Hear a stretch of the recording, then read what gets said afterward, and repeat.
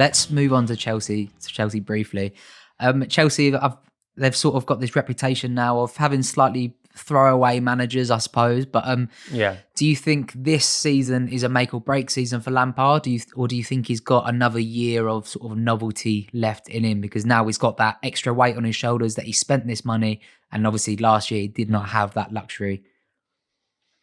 I think I can only speak for myself, and you make a relevant point. I mean, to anyone who's not a Chelsea fan, that would be the impression. And I think that's something as a fan myself, just going to the bridge and caring about the club, that's something I want to see changed. Not only because I think that Chelsea continuing to have that mindset has put us further and further back into, if we want to talk about, winning the Premier League. I just don't have the stomach for it at the moment. Like, I think that it's that emotional thing of you get invested in a manager's ideas and you're like, oh, I want to see this go somewhere. And then it's cut short. And you're like, oh no, then we have to go through the whole process again of learning about a new manager. What is this manager's ideas? I think that there's a sense for a lot of the years where Chelsea fans are conditioned to believe that's the way things are supposed to be. And you can't really argue with it because the success kept on coming in and in. But I think in terms of Lampard, I don't think, unless it's a whole disaster this year and we're finishing 10th and, it's really regressed. No, I think that Chelsea need to back a vision, whether Lampard's the right man or not. I think that I just want to see something given a little bit more time. I want to see something, it's like reading a book or seeing a film and the last 10 minutes or there's half an hour gone out of the film. I don't want to see that, because I think what Lampard represents to a lot of fans, it'd be so special, Lampard winning anything at Chelsea. I think it would. Yeah, not even particularly a Premier League. Yeah, even for me, an FA Cup or a League Cup would mean, I think, as much to a lot of people as a Premier League title. So I don't think that. I think it's very easy to.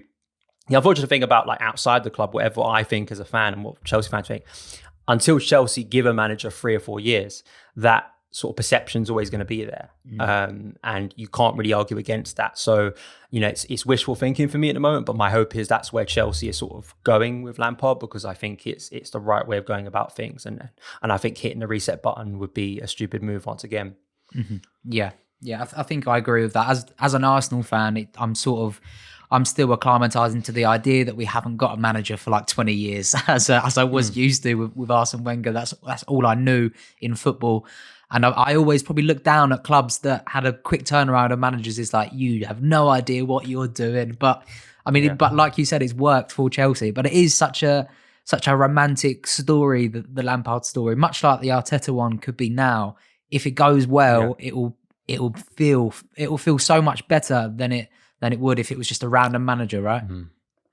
Yeah, absolutely. I think that when we were in the ground last year, and I think that's something that's difficult at the moment, because especially as Chelsea have had frustrations at the start of this season, I think it's social media can sort of lead you down a path of thinking that Lampard's there's more fans critical of Lampard or sort of against Lampard than there actually is. And unfortunately, social media is not a great place to sort of, I think, to be a barometer of sort of fan sort of feeling or supporter feeling. I think, being in the ground is such an important thing. And really, you can, I think, even though this is harsh and, most, Arsenal, Chelsea, big clubs, it's international. Of course it is. And you've got to value that and understand that. But I do think the best barometer is in Stamford Bridge. And last season at Stamford Bridge, there were some very special moments that I was there to see under Lampard, and the connection and unity that meant so much. There was, the 4-4 against Ajax, which is, one of the best games I've ever seen in my life. And the ecstasy there, it just felt on another level. It felt with Lampard, and it feels with Lampard every time we win. It means a little bit more, even if it's a win you expect to get, say, as Chelsea. Every goal seems to mean a little bit more. And those are very sort of, I guess, cliched terms, but that's generally the way it felt, I think, for a lot of Chelsea fans last year. I think there was a lot of fans who felt disconnected from the club the previous year, or maybe the year before that felt reconnected with Lampard coming in. It does feel like potentially a new era. It does feel like this could be a real turning point for the club of sort of rebuilding and going in a new direction, to hopefully bring us more success in the coming years. But to me, it's just enjoyable seeing a coach that we all love, we all back, and I think has the club's best interest at heart. He loves the clubs, and he's brilliant spokesman for the club as well. He speaks for Chelsea fans, which I think sometimes maybe in the past, not to the coaches' faults themselves, whether they're foreign managers coming into a new culture and the media spinning their words because they don't have the greatest grasp of the English language. I know Unai Emery unfortunately fell victim to this.